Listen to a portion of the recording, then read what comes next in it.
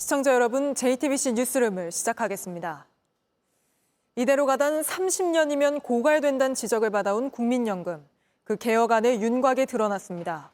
앞으로 내야 할 날이 많은 젊은 세대는 좀 덜 내고 곧 연금을 받을 중장년은 좀 더 많이 내서 고갈되는 시점을 30년 이상 또 늦춰보자는 게 핵심입니다. 이와 함께 군 복무자와 출산 여성에 대한 혜택도 더 키울 걸로 보이는데 사회적 갈등이 생길 수 있다는 우려도 나옵니다. 먼저 강희연 기자입니다. 정부의 국민연금 개혁안은 세대 간 형평에 방점을 뒀다고 대통령실은 설명했습니다. 한참 뒤 연금을 받는 젊은 세대는 덜 내고 곧 연금을 받는 세대는 많이 내도록 한다는 게 골자입니다. 현재 국민연금은 연령과 관계없이 보험료율 9%를 일괄 적용하고 있는데 개혁안은 보험료율 인상률을 연령에 따라 달리할 걸로 보입니다.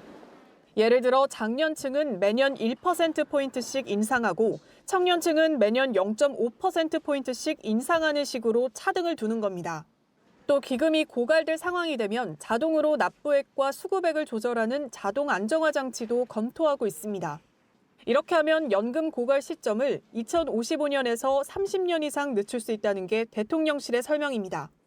다만 목표 보험료율 등 세부적인 수치는 국회 논의를 통해 확정한다는 방침입니다. 또 출산 여성과 군 복무자에 대한 연금 혜택을 확대하는 방안도 적극 검토 중입니다. 출산 여성에게 연금 가입 기간을 가산해주는 출산 크레딧 기준을 현재 둘째 자녀에서 첫째 아이 출산으로 완화하는 방안이 거론됩니다. 가산되는 기간도 현행은 둘째 출산부터 시작해 최장 50개월까지였는데 첫째부터 12개월씩 가산해주고 상한도 없애는 방향으로 검토되고 있습니다. 군 복무자의 경우 복무기간 중 6개월만 인정됐던 연금 가입 기간이 전체 복무기간으로 확대될 걸로 보입니다. 정부의 최종 개혁안은 이르면 이달 말 국정브리핑에서 윤석열 대통령이 직접 발표할 계획입니다. JTBC 강희연입니다. 이렇게 국민연금 개혁안의 윤곽이 드러나자 전문가들은 여러 우려를 나타냈습니다. 청년과 중장년, 세대 간 형평성 논란이 벌어질 수 있고 받는 돈이 줄어 노후 보장이 제대로 안 될 수도 있다는 겁니다. 이혜원 기자가 전문가들을 취재했습니다. 먼저 세대 간 갈등이 생길 우려가 있습니다. 젊은 층은 보험료율을 천천히 올려 덜 내고 중장년층은 더 내도록 하겠다는 건데 전문가들은 성급한 접근이라고 했습니다. 나이가 많다고 해서 부담 여력이 강하고 나이가 젊다고 해서 부담 여력이 없고 꼭 그렇게만 볼 수 없다는 거죠. 50대 비정규직이나 영세 지역가입자분들이 20, 30대 정규직보다 보험료 내기가 더 어려울 수 있거든요. 세대와 계층을 구분하는 기준이 명확하지 않다는 겁니다. 경제 상황에 따라 보험료율과 소득 대체율을 조정하는 자동 안정화 장치를 도입하긴 아직 이르다는 비판도 나옵니다. 기본적으로 내는 거와 받는 게 어느 정도 이제 균형이 맞은 상태에서 균형이 깨질 때 다시 맞추는 거란 말이죠. 근데 우리는 현재 내는 거와 받는 것 자체가 전혀 균형이 맞지 않는. 또 연금의 가장 핵심인 노후 보장이 제대로 되겠느냐는 우려도 있습니다. 정부가 강조한 대로 기금 고갈을 30년 이상 늦추기 위해선 받는 돈인 소득 대체율 인상을 최소화하거나 동결하는 게 불가피한데 이에 대한 설명은 아직 없습니다. 보장성 강화 없는 국민연금의 보험료만 강화하는 거는 이건 이미 그 자체로 방향성이 틀렸다. 40%에 가까운 노인 빈곤 문제, 국민연금, 공적연금 강화하지 않으면은 미래에도 마찬가지거든요. 이번 개편안을 두고 논란이 큰 만큼 여야가 합의를 이끌어내는 데는 극심한 진통이 있을 것으로 보입니다. JTBC 이혜원입니다. 김용현 국방부 장관 후보자가 첫 출근길 최상병 사건 수사 외압에 자신이 연루됐다는 의혹은 정치 선동이라고 주장했습니다. 안타까운 사건이지만 그거하고 대통령 경호하고 어떤 연관이 있는지부터 묻고 싶다고 한 겁니다. 김재현 기자입니다. 인사청문회 준비팀으로 첫 출근길에 나선 김용현 국방부 장관 후보자. 자신이 최상병 사건 수사 외압에 연루됐다는 의혹에 대해 정치 선동에 불과하다고 밝혔습니다. 최상병 사건 안타깝습니다. 그런데 그거하고 대통령 경호하고 어떤 연관이 있는지 저는 그것부터 질문하고 싶습니다. 정치 선동에 불과하다고 생각합니다. 경호처장으로서 자신의 업무와 최상병 사건이 무관하다는 취지로 반박한 겁니다. 그러나 김 후보자는 VIP 경로설이 불거진 지난해 7월 31일 임기훈 당시 국방비서관과 2차례 통화한 기록이 공개된 바 있습니다. 같은 날 이종섭 당시 국방부 장관에게 전화한 대통령실 내선번호 02800-7070 가입자도 경호처로 밝혀졌습니다. 윤석열 대통령의 충암구 1년 선배인 김 후보자는 충암구 라인이 군 요직에 배치됐다는 학연 논란도 일축했습니다. 군을 분열시키기 위한 정치 선동에 불과하다고 생각합니다. 상식적으로 생각해도 이해가 안 될 겁니다. 경호처장 시절 주도한 대통령실의 용산 이전과 카이스트 학생에 대한 입틀막 경호 논란 역시 야당의 비판을 받는 대목입니다. 온 국민이 묻고 있는 대통령실 02800-7070 전화번호의 비밀을 감추고 있는 장본인이 뻔뻔스럽게 정치 선동 운운합니까? 김 후보자는 또 자체 핵무장 가능성에 대해 확장 억제와 해구산이 기본이라면서도 북핵 위협을 감당하기 어렵다고 판단되면 모든 수단과 방법은 열려 있다고 밝혔습니다. JTBC 김재현입니다. 민주당이 그간의 입장을 바꿔 한동훈 국민의힘 대표가 제안한 최상병 특검 제3자 추천안을 받아들일 수 있다며 빨리 특검법을 내달라고 압박했습니다. 한 대표는 민주당이 갈팡질팡 행보한다고 비판하며 제보 공작 의혹도 수사해야 한다는 의견 등을 반영해 필요한 절차를 진행하겠다고 했는데 당내 의원들을 설득하긴 쉽지 않아 보입니다. 최규진 기자입니다. 박찬대 당대표 직무대행은 최상병 특검법이 정쟁용이 아니라고 했습니다. 그러면서 한동훈 대표가 제안한 제3자 추천 방식의 특검 법안도 수용할 수 있다고 했습니다. 순직 해병의 억울함을 풀고 외압의 진실을 밝힐 수만 있다면 민주당은 한동훈 대표가 언급했던 제3자 추천안도 수용할 수 있습니다. 한동훈 대표가 집권여당 대표답게 국민과의 약속을 지켜서 특검안을 신속하게 제출하길 바랍니다. 그동안 제3자 추천안에 부정적 입장을 견지해온 민주당이 공개적으로 입장을 바꾸면서 한 대표를 압박하고 나선 겁니다. 그러면서 늦어도 다음 주나 열흘 안엔 결단을 내려달라고 했습니다. 아마 결단만 하면 아마 바로 내지 않을까 생각이 되는데요. 오늘이 16일이니까 한 23일 정도면은 이것과 관련된 법안이 나올 수 있을 거라고 생각이 되고요. 한동훈 대표님 화이팅! 빨리 내주십시오. 한 대표는 입장문을 통해 민주당은 더욱 위헌성이 강한 특검 법안을 제출했다면서 갈팡질팡 행보라고 비판했습니다. 그러면서 이른바 제보 공작 의혹도 수사해야 한다는 당 안팎의 의견 등을 반영해 필요한 절차를 진행하겠다고 덧붙였습니다. 하지만 당내에 특검 법안 자체에 부정적인 목소리가 많아 실제 합의에 이를지는 미지수입니다. 한 대표가 현직 국회의원이 아니라는 점도 의원들을 설득하기엔 역부족일 것이란 전망이 나옵니다. 거부권 행사 시 재표결에 붙여질 경우 8명의 이탈표가 필요한데 현재까지 제3자 추천안에 공개적으로 찬성 입장을 밝힌 국민의힘 의원은 조경태, 안철수, 김재섭 3명뿐입니다. JTBC 최규진입니다. 민주당 전현희 의원이 윤석열 대통령 부부를 살인자라고 한 것과 관련해 민주당 박찬대 당대표 직무대행이 유감을 표했습니다. 하지만 당사자인 전 의원은 도대체 누가 폐륜이냐며 정부 여당에 더 날을 세웠는데 대통령실은 전현희 의원을 향해 공개 사과를 요구했습니다. 이희정 기자입니다.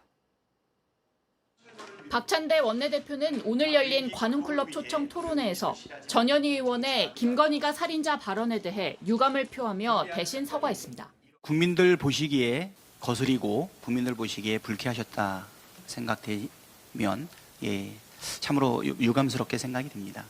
대통령실이 직접 나서 민주당의 공식 사과를 요구하는 등 파장이 이어지자 진화에 나선 겁니다. 그러면서 정치인들이 바른 언어를 구사하는 건 의무라고 강조했습니다. 사람의 죽음에 대해서 누가 책임이 있냐라는 부분에서 이렇게 하다 보니까 표현이 좀 됐던 것 아닌가 생각이 되는데요.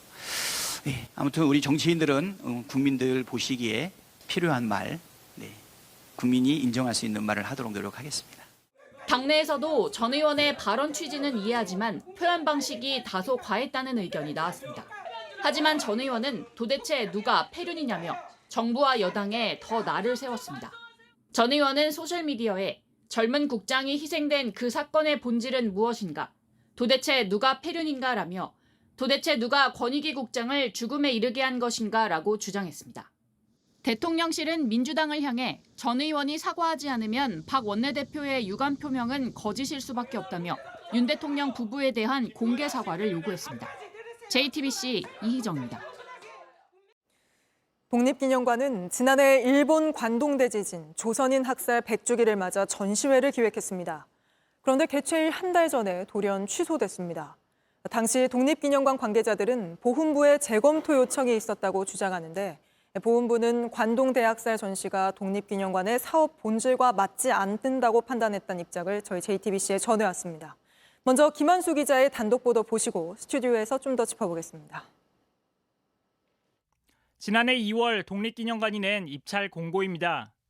관동 대지진과 관동 대학살이란 주제로 전시회를 열 예정이라고 써 있습니다. 지난해 9월부터 2달 동안 예정됐고 관동 대학살 100주기를 맞아 일본 제국주의의 야만성과 폭력성을 살펴본다는 전시회 취지도 적혀 있습니다. 전시를 2달 앞두고 공식 소셜미디어를 통해 홍보 이벤트도 열었습니다. 그런데 전시 한 달 전인 지난해 8월 국가보훈부가 독립기념관에 공문을 보냈습니다. 사전 협의를 해달라고 했는데 그러지 않아 지장이 있으니 앞으로 협의를 해달라는 내용이었습니다. 관동대학살 전시회가 직접적으로 언급되진 않았지만 기념관 관계자들은 사실상 해당 전시회를 거론한 것으로 판단했다고 설명했습니다. 독립기념관 당시 고위 관계자는 실무진으로부터 보훈부가 대일관계를 이유로 100주기 전시회를 취소했으면 한다는 보고를 받았다며 전시물까지 다 설치해뒀지만 결국 취소됐다고 말했습니다. 당시 전시회 취소 의견을 낸 건 보훈부 출신인 또 다른 독립기념관 고위 간부였습니다. 해당 간부는 JTBC에 관동 대지진보다는 독립운동을 주제로 전시하는 것이 더 의미 있지 않느냐는 당시 보훈부 담당 국장의 사업 재검토 의견이 있었다고 했습니다. 결국 전시회는 취소됐습니다. 보훈부는 관동 대지진 전시회는 독립기념관 사업 본질과 맞지 않는다고 판단해 본연의 전시 사업을 하도록 안내했다며 공문은 해당 전시에 대한 것이 아니었다고 설명했습니다. 박민식 당시 보훈부 장관은 해당 전시와 관련된 지시를 내린 적이 전혀 없다고 했습니다.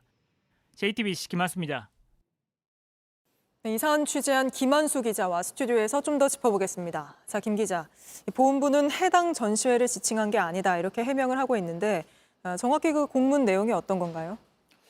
네, 당시 보훈부가 전시회를 한 달여 앞두고 독립기념관에 보낸 공문을 보면요. 주요 전시는 사전 공유해달라고 안내했다. 그럼에도 불구하고 사전 협의 없이 주요 산업을 진행함으로써 국가보훈부의 지도 감독에 막대한 지장을 초래하고 있다고 적혀 있습니다. 네.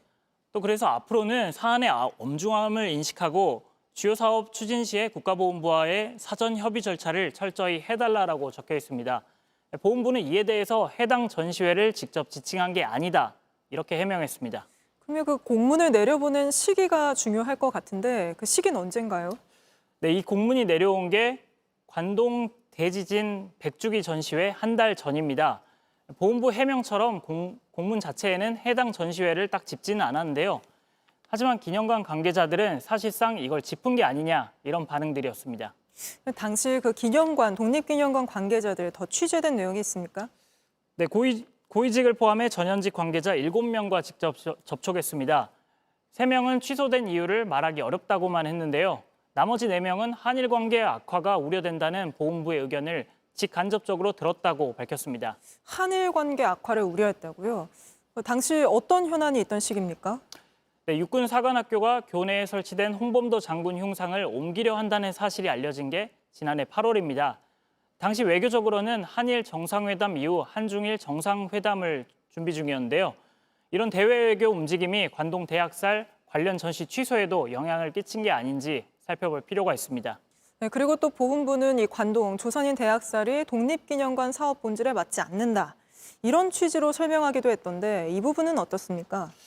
네, 독립기념관은 독립운동뿐만 아니라 일제의 식민지배 실상을 전시하고 또 연구하는 기관입니다.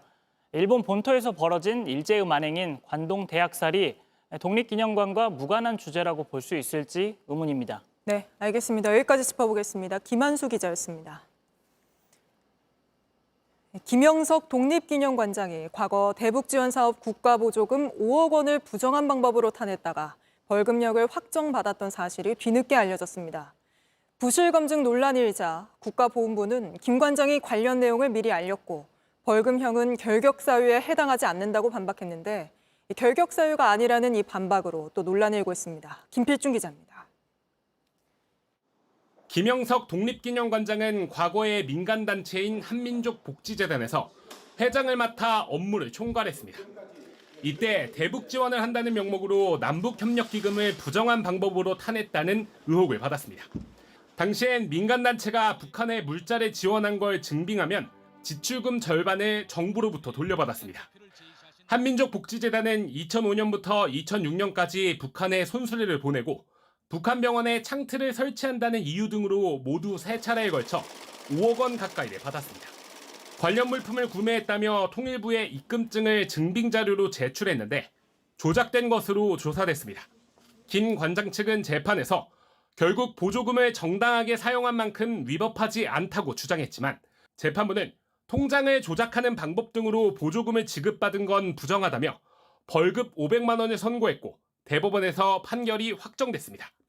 이 같은 사실이 알려지자 독립기념관의 상급기관인 국가보훈부는 김 관장이 본인이 앞서 수사기관에 관련 내용을 알렸고 벌금형은 결격 사유가 아닌 만큼 부실검증 논란은 사실이 아니라고 밝혔습니다.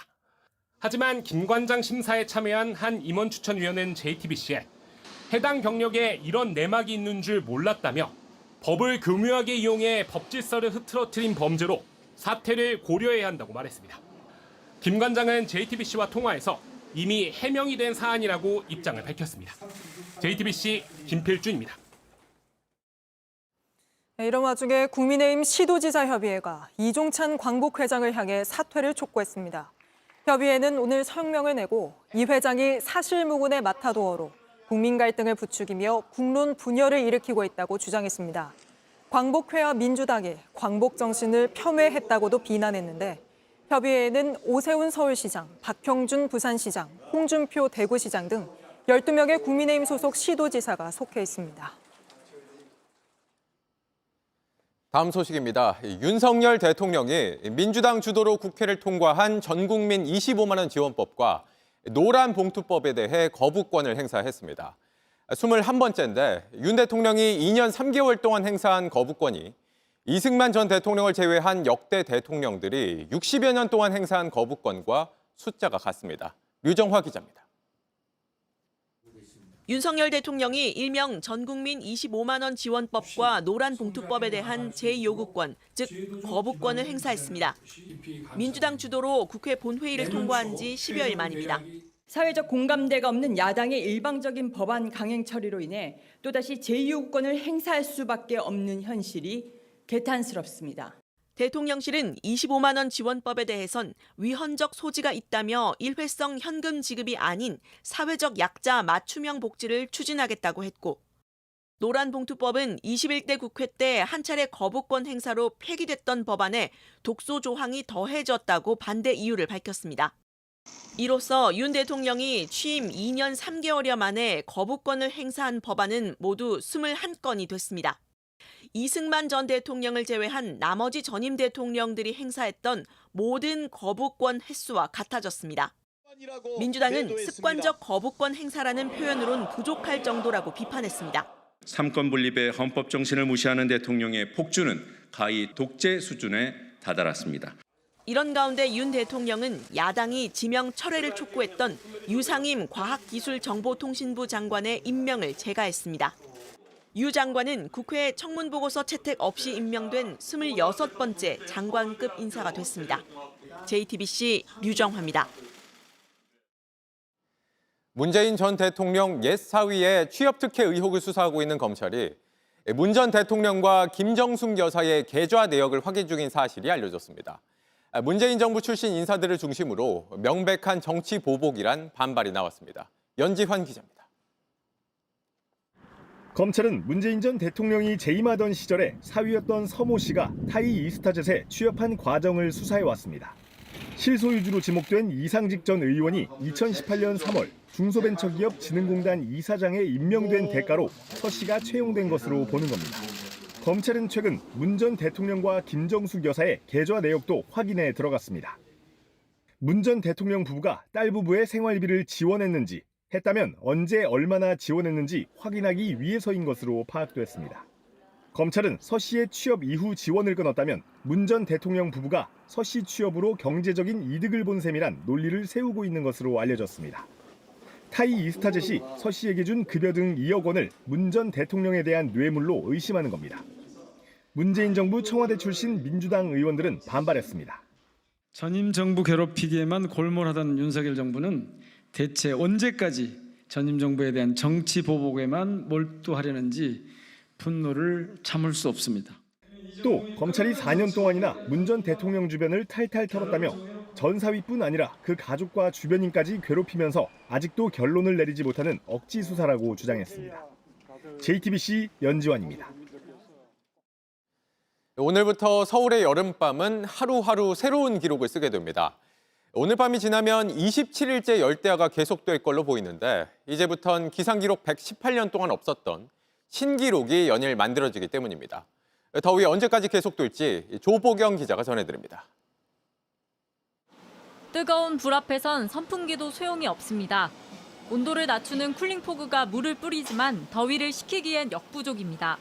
그냥 땀이 다리에 줄줄 흘러요. 불 앞에 계속 있으니까 계속 틀어놓으니까 더운 바람이 나요.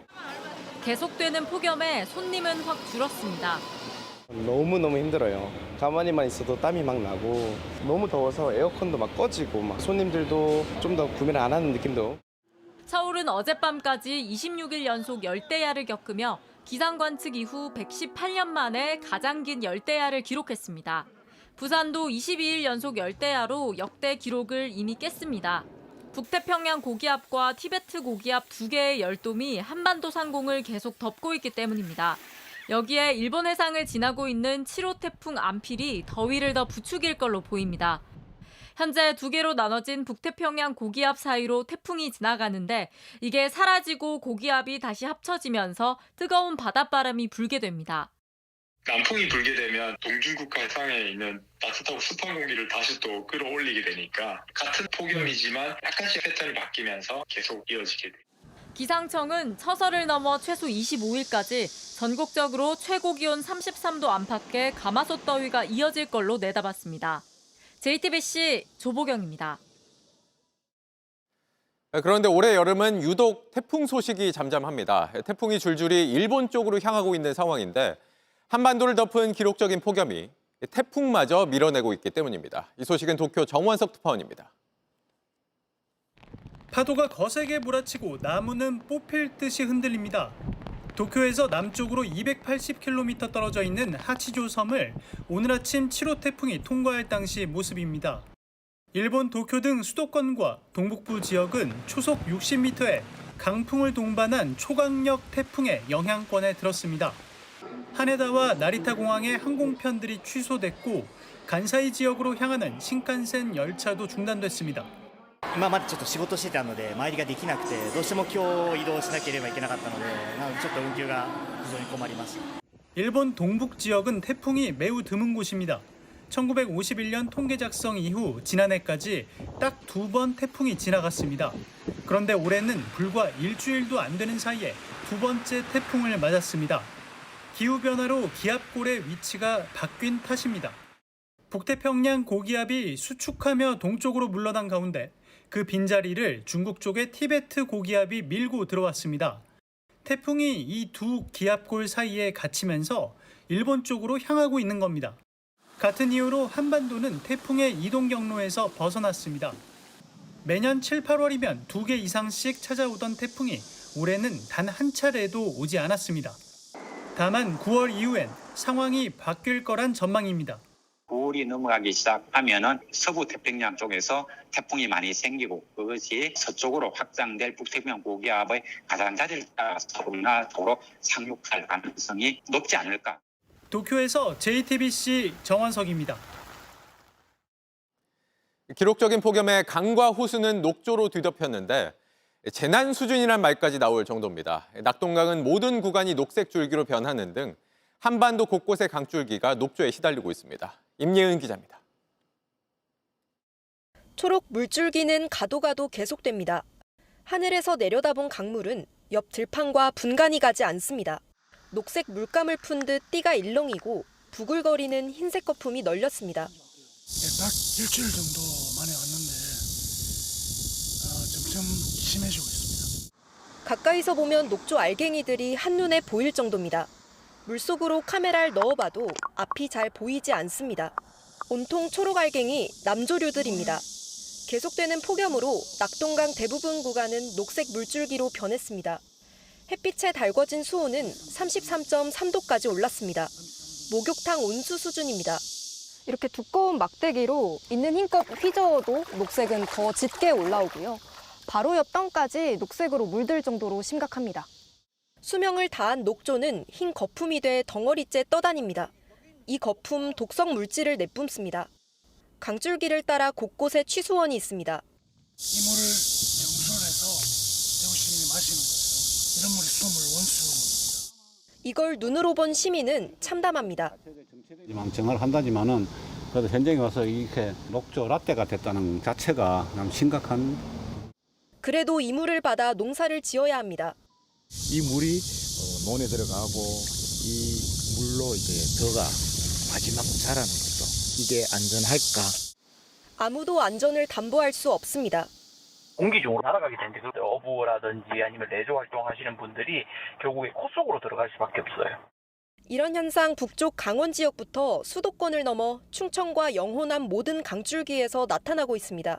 조류 경보를 발령하고 살수 장치를 가동하지만 역부족입니다. 어쩌면 자연의 역습일지도 모릅니다. JTBC 임예은입니다. 계속되는 전기차 화재 사고에 배터리 정보를 공개하는 제조사가 잇따랐는데 국내 전기차 판매 1위 테슬라는 예외였습니다. 그동안 비공개 상태였던 테슬라의 배터리 정보가 오늘 정부를 통해 뒤늦게 드러나긴 했는데 이마저도 정확하지 않아 소비자 혼선을 부추긴다는 지적이 나옵니다. 김도훈 기자입니다. 국토교통부 자동차 리콜센터가 테슬라 전기차 배터리 제조사를 공개했습니다. 테슬라 코리아가 제출한 배터리 정보를 국토부가 동의를 받아 공개한 겁니다. 테슬라 코리아는 국토부 측에 홈페이지 정보 공개가 어려우니 다른 자동차 회사와 함께 공개해 줄 것을 요청한 것으로 전해졌습니다. 고급 차종인 모델 S와 모델 X는 일본산 배터리만 썼습니다. 그런데 모델 Y와 모델 3에 한국산 LG 에너지 솔루션과 일본산 파나소닉, 중국산 CATL 등 3가지 배터리를 함께 사용한다고 했습니다. 같은 차종이라도 생산 연도와 모델에 따라 다른 배터리를 쓰거나 생산 국가에 따라 배터리가 달라질 수 있는데 소비자들은 정확한 정보를 알 수 없는 겁니다. 꼼수 공개를 한다는 지적이 나오는 이유입니다. 모델 같은 거 기재를 안 해놓는 거는 소비자 조롱이 맞다고 생각은 하는 편인데 소비자들께 좀 신뢰를 좀 더 주는 게 좋지 않을까라는 생각입니다. 테슬라는 국내에서 올해 7월까지 2만여 대를 팔아 BMW와 벤츠에 이어 수입차 브랜드 3위를 기록했고 지난달에 가장 많이 팔린 수입차 1위와 2위는 테슬라 모델 Y와 모델 3입니다. 테슬라를 제외한 국내외 완성차 업체들은 대부분 연식 변경에 따른 배터리 정보를 별도로 공개하고 있습니다. 배터리 공개에 대한 것이 알 권리라는 측면에서 성의 있게 공개를 해야 되는데 그냥 몇 줄 뭉쳐서 그냥 던져놓는 부분들은 소비자를 배려하지도 않고 국내 시장의 소비자를 무시하는 경향이다 이런 판단이 됩니다. 전기차 제조사별 배터리 정보는 국토부 자동차 리콜센터와 각 회사 홈페이지에서 확인할 수 있습니다. JTBC 김도훈입니다. 세종시의 한 저수지에서 갓난아기가 탯줄이 그대로 있는 상태로 숨진 채 발견됐습니다. 태어나자마자 버려진 걸로 보이는데 경찰은 아이를 버리고 숨지게 한 사람이 누군지 쫓고 있습니다. 정영재 기자입니다. 저수지 산책로 위에 경찰과 소방대원이 모여 있습니다. 이 저수지에서 갓난아이의 시신이 발견된 겁니다. 어제 저녁 6시 30분쯤이었습니다. 물 위에 떠 있는 걸 산책하던 시민이 발견해 신고했습니다.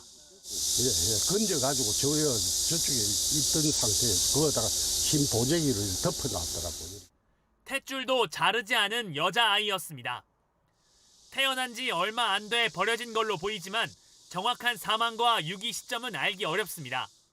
물에 입혀서 사망 추정 시간 같은 거는 아마 부검을 해봐야 나올 것 같아요. 이 저수지는 주민들이 많이 찾는 산책로입니다. 나 처음 듣네. 그러니 여기 사람들이 많이 나오는 데인데 한 늦게 버렸다면 모를까. 초저녁에는 사람들 많더라고 여기. 저녁이면 여기 산책하는 분들이 엄청 많아요. 근처엔 아파트 단지와 대학 캠퍼스도 있습니다. 5명씩, 3명씩 가지고 다니더라고. 학생들이 이 아파트에 들어 살고 그 주변에 많이 살죠. 다 거기 사니까. 시신이 발견됐다는 소식이 전해진 뒤 이 자리에 누군가 꽃을 두고 가기도 했습니다. 경찰은 저수지 주변 CCTV 2대 영상을 확보해 분석하고 있습니다.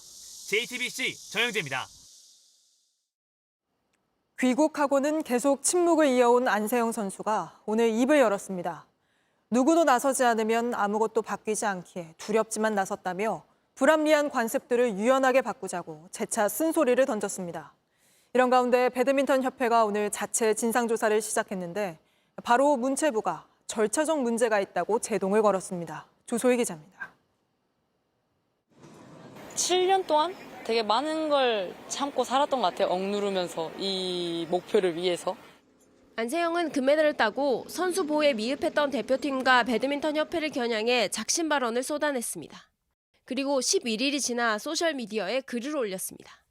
누구도 나서지 않으면 아무것도 바뀌지 않기에 두렵지만 나서게 됐다며 소신 발언의 이유를 설명한 뒤 이후 이어진 논란에 대한 자신의 생각을 정리했습니다. 폭로 이후 대표팀 내부에서 후배라는 이유로 청소와 빨래를 대신해야 했던 상황까지 전해졌는데 안세영은 궁극적으로 이야기하고 싶은 것은 불합리하지만 관습적으로 해오던 것들을 조금 더 유연하게 바꾸어 나가자는 거라고 강조했습니다. 처음 쓴소리 이후 자신에게 향한 너만 그런 게 아니다, 넌 특혜를 받고 있잖아와 같은 반응에 대해서도 문제의 본질을 회피한 것이라며 아쉬움을 얘기했습니다.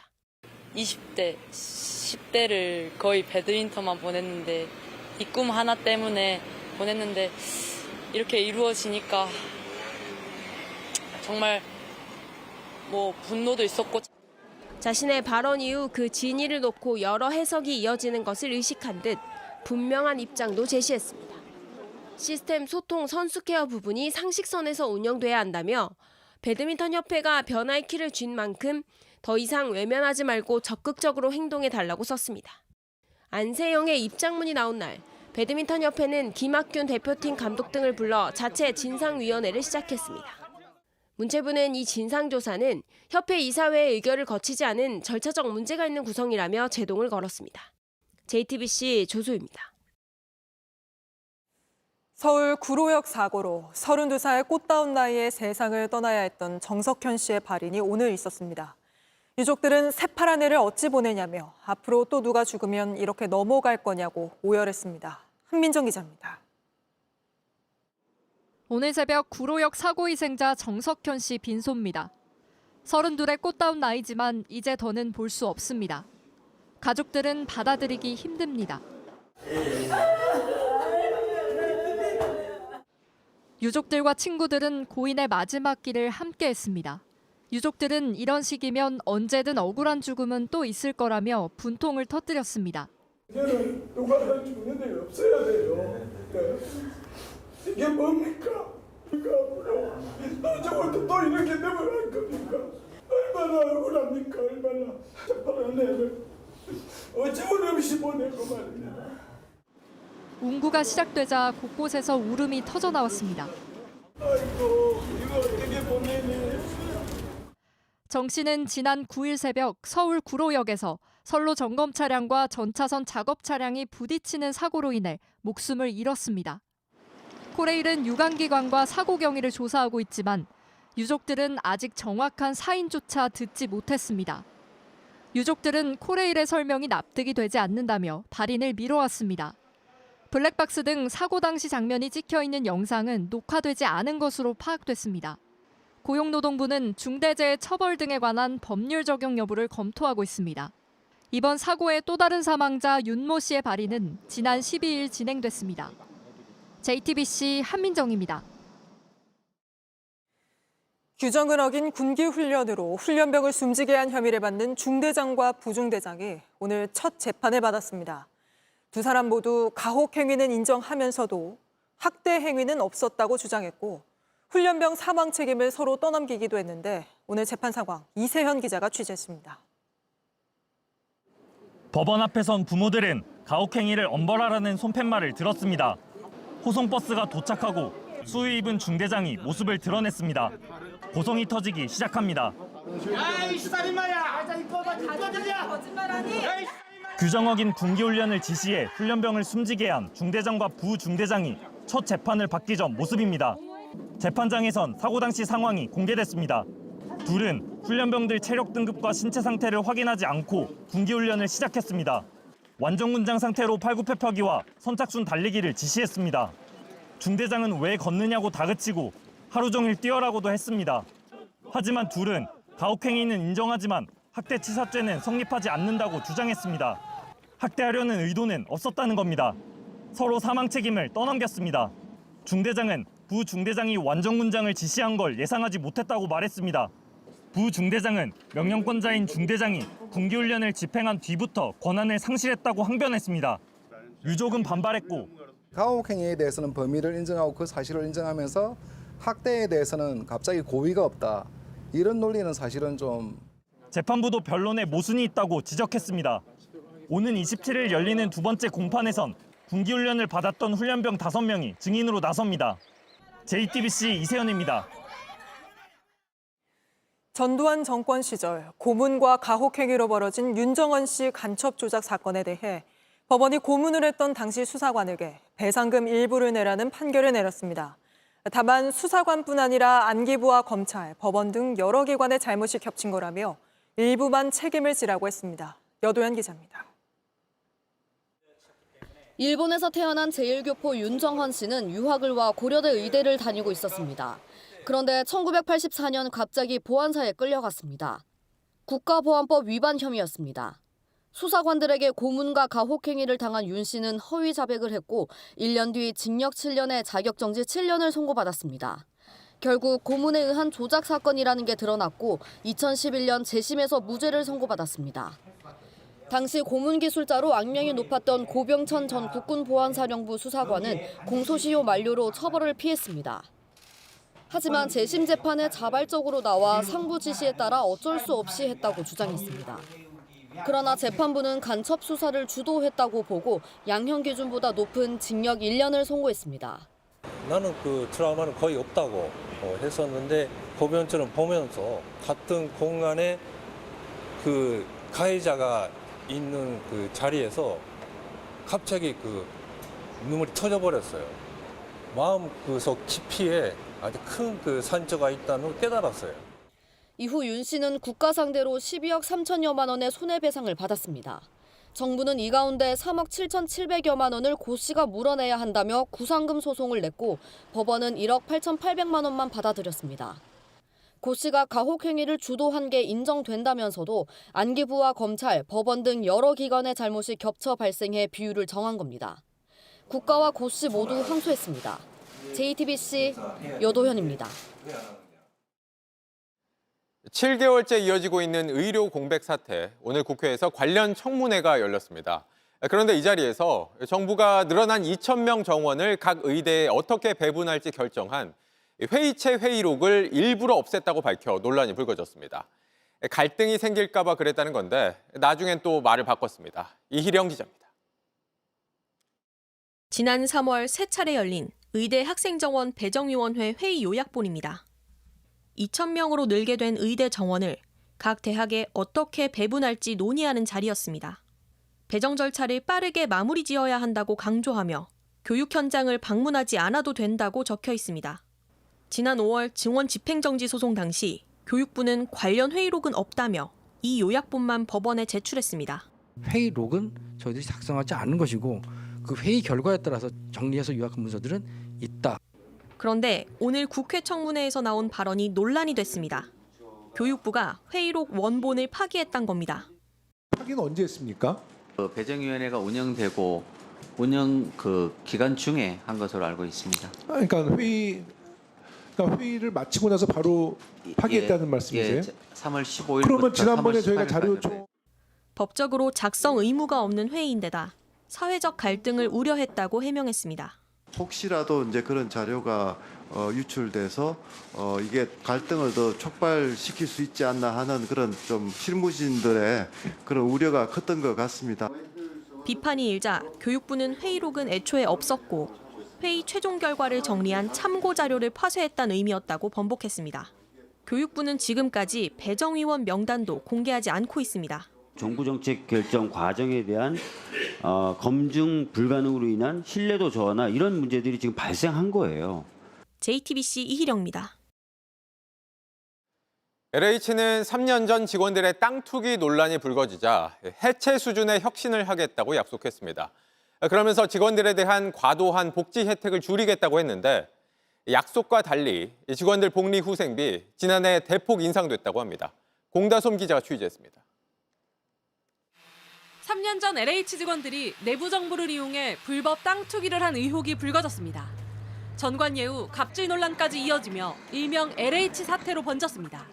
이러자 정부는 혁신안을 발표하며 그중 하나로 과도한 복지 수준을 정상화하겠다고 밝혔습니다.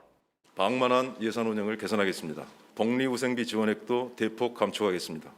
2021년부터 내년까지 5년간 사내 복지기금 출연을 제한하고 이를 재원으로 하는 복리후생비를 줄이는 게 골자입니다.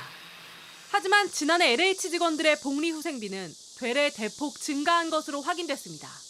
혁신안에 따라 2020년을 기준으로 15%가량 감축했던 복리후생비가 지난해 517억 원으로 늘었습니다. 전 직원에게 인터넷 쇼핑몰 등에서 쓸 수 있는 특별 복지 포인트를 205만 원씩 지급한 겁니다. 비용은 내후년인 2026년 예산까지 당겨 써서 마련했습니다. 복지기금 출연 제한이 없는 연도의 예산을 미리 사용하는 꼼수를 써 혁신안은 사실상 2년 만에 무색해졌다는 비판이 나옵니다. 2026년치 기금에서 그걸 땡겨서 복리후생비로 썼거든요. 눈 가리고 아웅식으로 그 약속을 지키지 않은 것이죠. 심각한 문제라고 봅니다. LH는 공공기관 평가에서 3년 연속 최하등급을 받아 성과급을 전혀 받지 못했다며 저연차 직원들의 생활고 해소 등 사기 진작을 위한 조치였다고 설명했습니다. 그러면서 일회성으로 지급했을 뿐 추후 혁신안을 성실히 이행하겠다고 덧붙였습니다. JTBC 공다솜입니다. 미국 공화당으로부터 막말을 자제해달라는 요구를 받아왔던 트럼프 전 대통령. 그럼에도 내 방식대로 하겠다며 막말을 계속하겠다는 뜻을 밝혔습니다. 민주당 해리스 부통령은 여론조사가 나올 때마다 상승세인데 상대적으로 정책에 더 집중하는 모습입니다. 미국 대선 소식 워싱턴 정강현 특파원입니다. 공화당 내부에선 이른바 막말 리스크에 대한 우려가 커지는 중이었습니다. It's not going to win talking about whether she's dumb. It's not, you can't win on those things. 하지만 트럼프 전 대통령은 현지 시간 15일 뉴저지주에서 열린 기자회견에서 막말 공세를 멈추지 않겠다고 못 박았습니다. I appreciate her advice. I have to do it my way. 자신은 인신공격을 할 자격이 있다고도 주장했습니다. I think I'm entitled to personal attacks. She certainly attacks me personally. She actually called me weird. 비슷한 시각 후보 사퇴 이후 처음으로 해리스 지원 유세에 나선 바이든 대통령은 트럼프식 막말을 곧바로 받아쳤습니다. The guy we're running against, what's his name? Donald Dump or Donald whatever. 오늘 나온 여론조사 결과에서도 전국 지지도에서 해리스가 트럼프를 오차 범위 내에서 앞서는 걸로 나타났습니다. 해리스의 상승세가 뚜렷해지면서 민주당은 트럼프 개인보다는 정책적으로 무게추를 옮기는 중입니다. 지지자들도 호응하고 있습니다. Disgusting people, putting people down and telling lies. She is stating the issues. She's full of energy. She's appealing to the crowds. 해리스 부통령은 이곳 메릴랜드에서 유세 일정을 다시 시작하고 본격적인 정책 행보에 들어갔습니다. 내일은 노스캐롤라이나에서 경제 정책을 발표합니다. 해리스는 내일 경제 정책 발표를 시작으로 핵심 공약도 잇따라 내놓을 예정입니다. 워싱턴에서 JTBC 정강현입니다.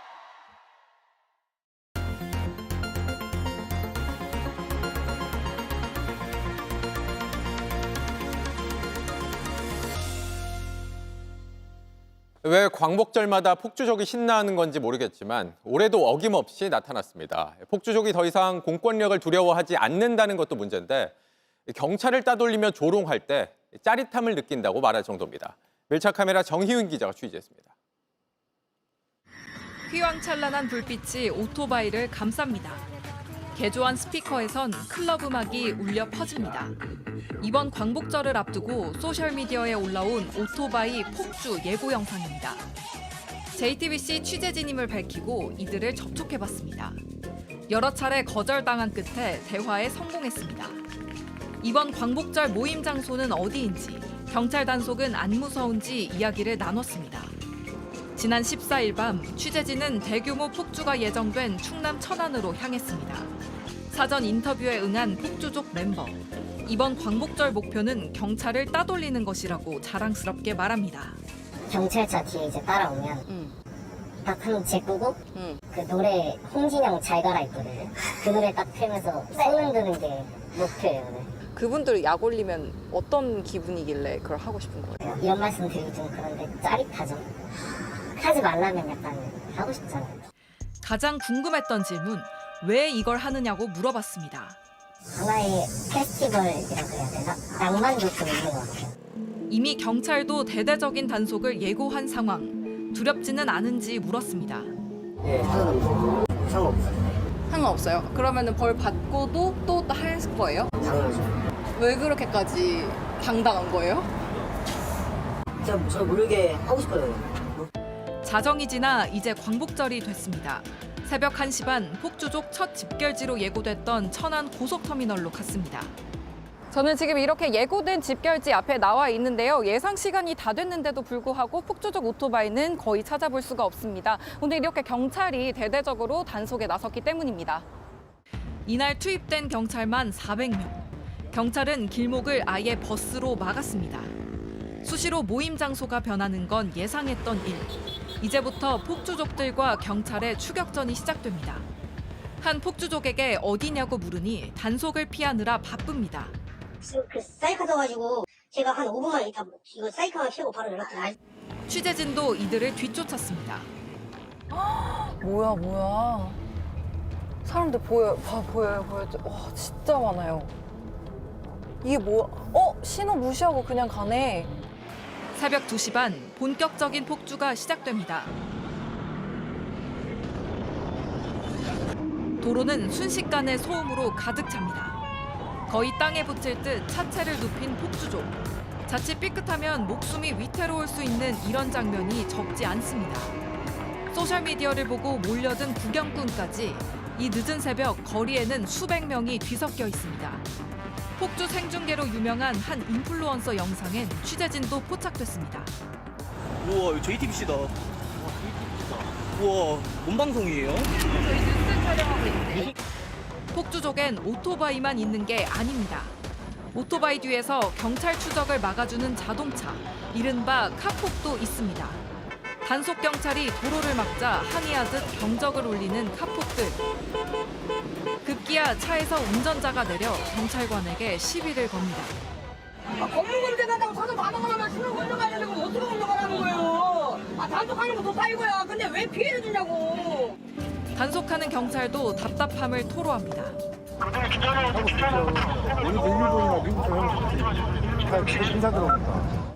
경찰을 피해 수시로 장소를 옮겨 다니는 폭주족. 신호 무시는 기본입니다. 취재 차량은 신호를 지키느라 폭주족들을 놓쳤다 다시 발견하기를 반복했습니다. 2시간 반가량 펼쳐진 경찰과 폭주족의 쫓고 쫓기는 추격전. 150명이 경찰에 검거됐습니다. 새벽 5시 하나둘씩 집으로 돌아갑니다. 경찰 단속이 강화돼 예정보다는 일찍 해산하는 겁니다. 돌아가는 한 폭주족에게 인근 주민들에게 미안하지는 않느냐고 물었습니다. 그럼 사람들 새벽에 잠 못 자고 이런 것도 되게 피해를 주는 거잖아요. 피해를 주는데 저 말고도 이제 피해 주는 사람 많아갖고. 본인들 목숨도 워낙 위험하겠지만 지나가는 행인들, 시민들, 구경꾼들. 솔직히 그거는 경찰도 단속을 해야 되지 않을까. 오늘 새벽 폭주족들이 누비던 이곳은 언제 누가 지나가도 이상하지 않을 일상적인 공간이었습니다. 무고한 시민들의 목숨을 담보로 한 재미와 낭만은 용인되어서는 안 됩니다. 밀착 카메라 정희윤입니다. 위기가 기회가 된 멋진 벙커샷, 그리고 나무 아래에서 친 반전의 샷까지 모두 정말 기가 막힙니다. 총 상금 1,900억 원이 걸린 승부죠. 미국 프로골프 PGA 투어의 왕중왕전. 페덱스컵 플레이오프는 이런 명장면들로 시작됐습니다. 가장 마지막엔 누가 웃게 될까요? 정사 기자입니다. 가장 어렵다고 알려진 14번 홀에서 친 티샷. 그린에 떨어진 공은 홀로 쏙 빨려 들어갑니다. 홀인원을 기록한 주인공 커크는 이 기세를 살려 6언더파로 깜짝 단독 선두에 올랐습니다. PGA 투어 정규 시즌이 끝난 뒤 내로라 하는 선수들이 한자리에 모인 페덱스컵 플레이오프는 아름다운 샷과 함께했습니다. 맥킬로이는 나무 아래서 어렵게 공을 쳤지만 홀에 가깝게 붙여 환호를 불러냈습니다. 토마스의 공은 모래무지에 빠졌지만 멋진 벙커샷으로 연결하며 반전의 기회로 살렸습니다. 올해 모든 대회의 성적에 따라 상위 70위 안에 들어야 나설 수 있는 플레이오프 1차전엔 우리 선수도 4명이 나섰습니다. 임성재와 안병우는 첫날 28위로 이름을 올렸습니다. 선두한 5타차, 무난하게 첫 발을 내딛었습니다. 김시우는 43위, 김주영은 58위였습니다. 플레이오프 첫 대회인 1차전에서 상위 50명 안에 들어야 2차전에 나설 수 있고 또 그중에서 30위 안에 들면 최종전인 투어 챔피언십에 나설 수 있습니다. 이렇게 치르는 새 대회의 총 상금은 무려 1억 4천만 달러, 우리 돈으로 1,900억 원에 달합니다. JTBC 정수아입니다. 유럽 출장의 목적은 앞으로 2년 반 동안 대한민국 축구팀을 이끌어갈 외국인 코칭 선임이 가장 핵심적인 거고요. 한 달 전 홍명보 축구대표팀 감독이 외국인 코치 면접을 위해 출국하며 남긴 말입니다. 다음 달 5일 시작하는 월드컵 예선을 앞두고 축구협회는 박건하, 김동진, 김진규 코치를 선임했는데요. 그런데 외국인 코치 발표는 막판 조율 중이라고 밝히면서 일단 미뤘습니다. 외국인 전술 코치는 2명을 뽑기로 했는데 한 명은 국내 상주, 다른 한 명은 유럽에 머물면서 A매치 때만 들어오도록 할 방침이라고 합니다. 유럽 리그에서 뛰는 우리 선수들을 점검하기 위해서라는데 클린스만 감독의 선례 때문일까요? 재택근무에 대한 걱정의 목소리가 들려오고 있습니다. 올림픽 단식에서 동메달을 딴 뒤 신유빈 선수에게 축하를 받았던 일본의 하야타 선수. 귀국 인터뷰에서 한 말이 논란이 됐었죠. 일본군 침략의 상징인 가미카제 기념관에 가고 싶다고 말한 건데 이 발언의 파장은 오늘도 이어지고 있습니다. 중국과 한국 누리꾼들에게 역사를 잘 모르는 것이 아니냐는 비판을 받았는데요. 그렇다면 일본 언론은 어떤 반응을 보였을까요? 일본에선 젊은 세대가 가미카제 기념관에 더 관심이라는 말도 평화를 생각하는 하야타 선수의 마음이 잘못된 형태로 퍼지는 사태가 돼버렸다는 말도 나왔습니다. 일본이 이번 기회로 침략의 역사를 바로 알았으면 좋겠는데 그것과는 좀 거리가 멀어 보이네요.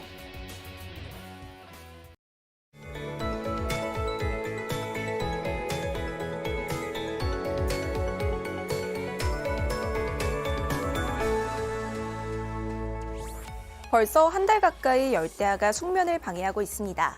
서울은 26일 연속 밤더위가 나타났는데요. 최악의 더위라 불리고 역대 가장 긴 열대야를 보였던 2018년과 같은 기록입니다. 문제는 주말 동안에도 밤사이 27도 밑으로 떨어지지 않겠고요. 뿐만 아니라 다음 주에도 열대야 기록을 나날이 경신할 것으로 보입니다. 낮 동안의 폭염도 여전하겠습니다. 특히 야외 활동이 많아지는 주말에는 온열질환 예방에 더 신경 써야겠습니다. 무더위 속 소나기에도 대비하셔야겠는데요.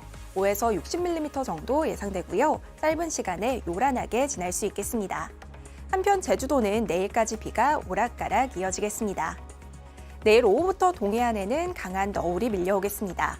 최저기온은 청주와 전주가 26도로 주로 서쪽 지역에서 열대야가 나타나겠고요. 한낮엔 서울이 35도까지 올라 오늘보다 좀 더 덥겠습니다.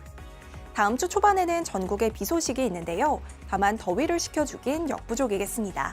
날씨였습니다.